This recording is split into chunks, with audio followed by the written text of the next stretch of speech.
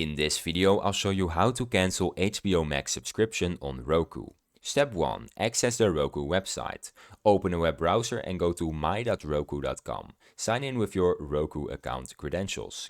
Step 2. Manage your subscriptions. Navigate to the Manage your subscriptions section within your Roku account settings.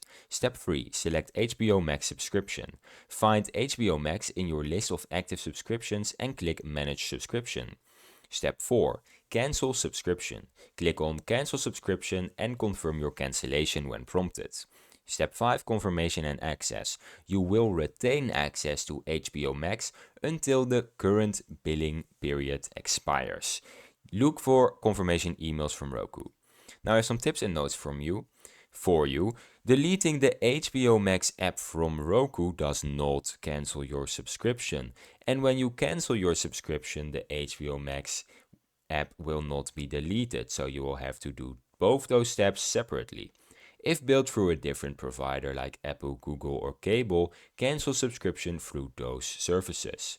Keep a record of cancellation confirmation for your records. And that is how you cancel your HBO Max subscription on Roku. If you found this video helpful, please subscribe.